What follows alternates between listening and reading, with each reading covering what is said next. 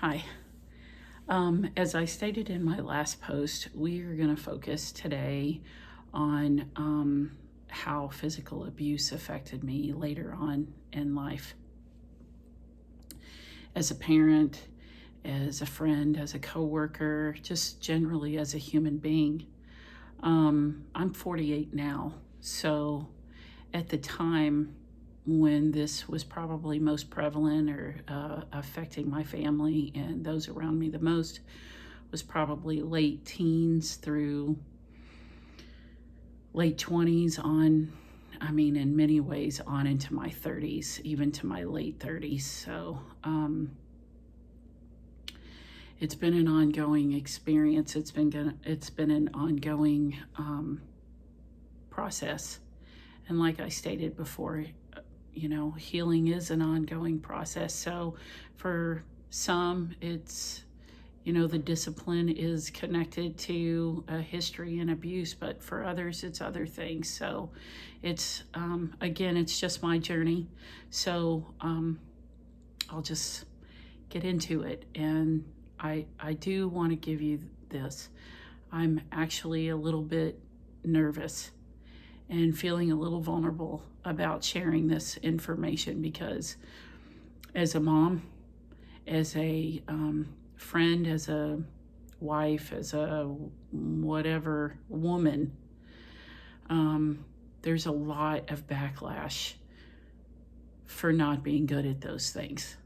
And I don't really like admitting that I wasn't, but I promised you the truth, so I'm going to share the truth. So if I get emotional, sorry. When I was younger, I had gotten into drugs and I'd gotten into alcohol and pretty dangerous lifestyle choices that right now don't ultimately matter in the context of this, but I was doing some pretty dangerous things. And after a while, those things just, the allure of them did not last very long. And I was finding myself in pretty precarious situations. So I ended up having my oldest daughter before I got married by a different man. And I just thought that if I made a family, if I got married, that life would then be better and it would fix everything. And I would assume that most of you who are listening to this probably are laughing at that right now because, as we all know, marriage does not fix anything. And it's not really meant to, but at the time I didn't understand that. So I got married and I stopped using drugs and I stopped relying on alcohol as much, which I don't want to lie to you. A lot of that was just based on being poor. So I ended up being stuck in a debilitating depression and anxiety that I found no relief from, none whatsoever. So as a parent, starting with that, I was neglectful and very distant from my children. And again, like I said before, I'm going to be looking away some because I want to make sure to tell you everything that my notes say. Anyway, I was neglectful and distant from my children, especially in their younger years, which actually has caused some lasting issues in their life. Excuse me. I had an unchecked anger issue, which caused me to be emotionally and verbally abusive to my children at times as well. I struggled, especially with trying not to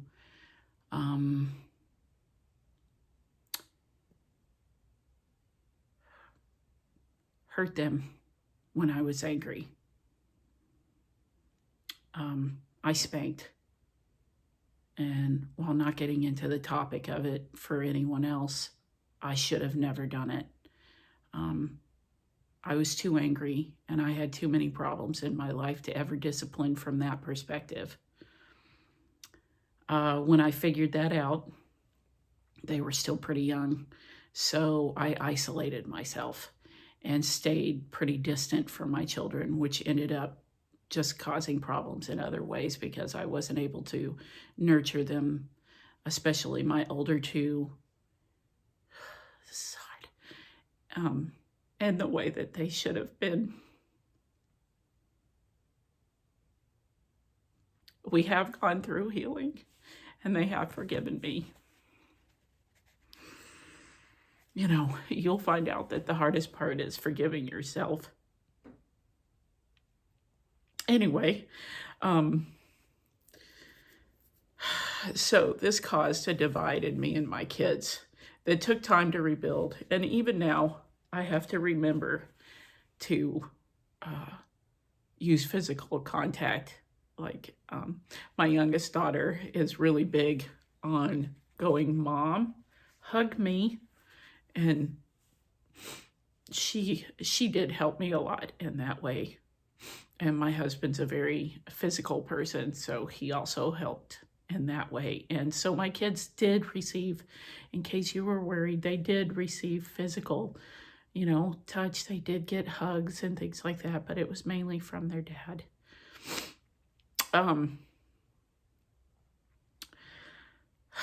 So I protected them.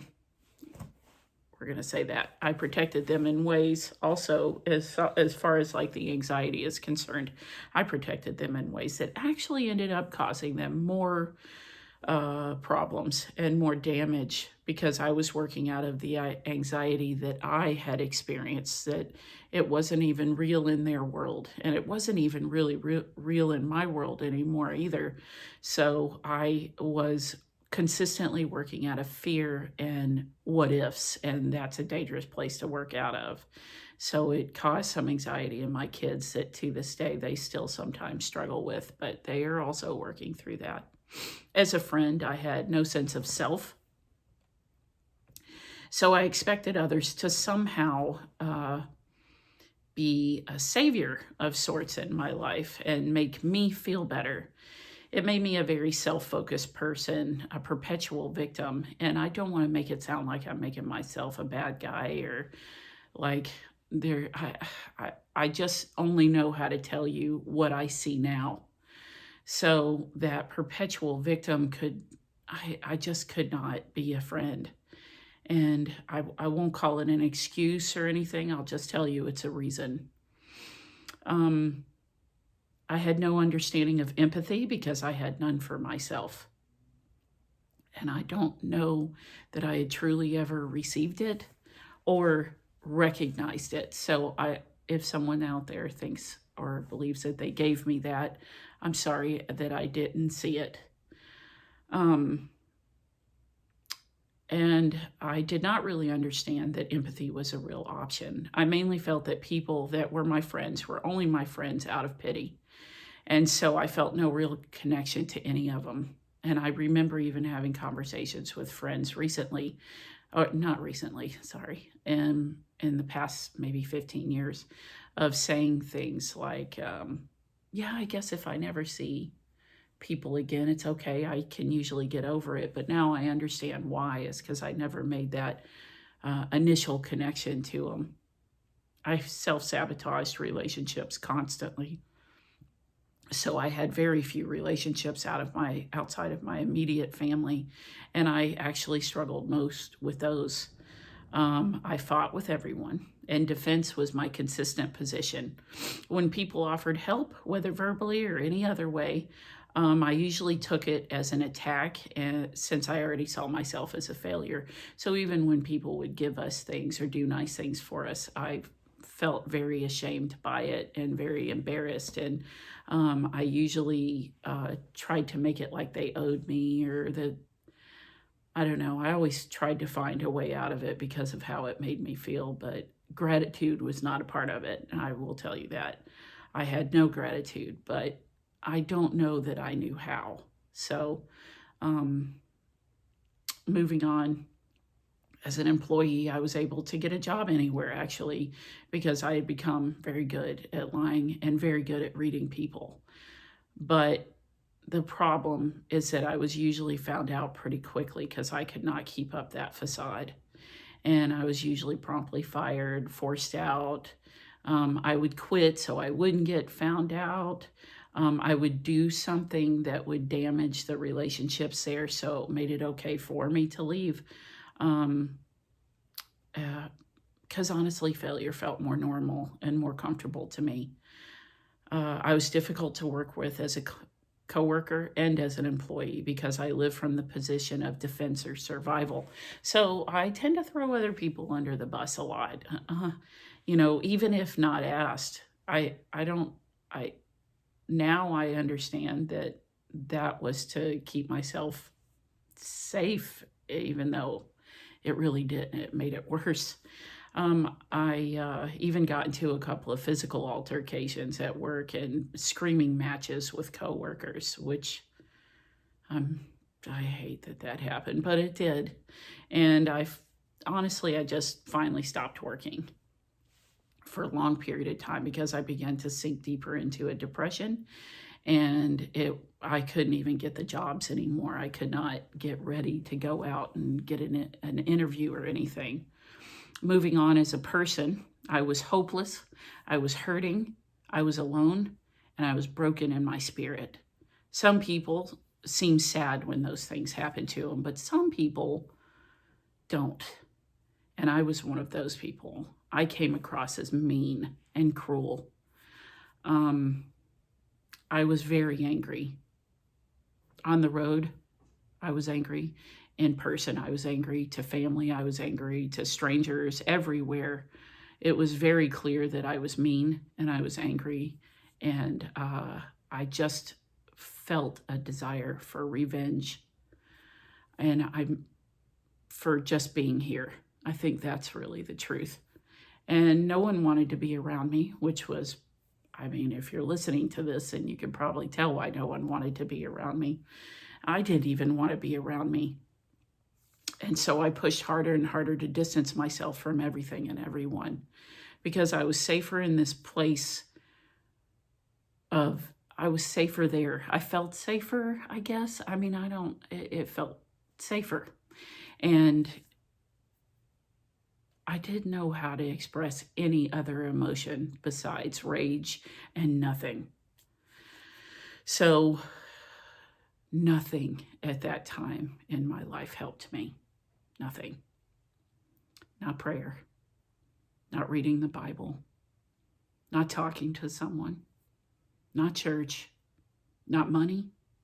Not friends. Not my children. Not my husband. Nothing. Which is going to take us to our next post. How did I get help? And how did it get better if nothing worked? And while this may actually be really hard for some of you to hear, that none of those things actually helped me, there is something that did. And I'm going to talk about it more next time. And I don't want to give you a spoiler. So, but I did tell you I was going to tell you the truth. So I'm telling you the truth. Those things did not help me. And I'm going to stop there and ask you to share your experiences. Please share. I will answer any questions or comments you have, like I previously said. And we will continue this post this week with how healing happened. This will probably be a 2-part thing. I'm going to attempt to tell you the process and the result and the things I still struggle with. I will continue to be open and as honest as possible to share in this process of healing. And I just want to say thank you for listening and helping me and others pay it forward. Thank you.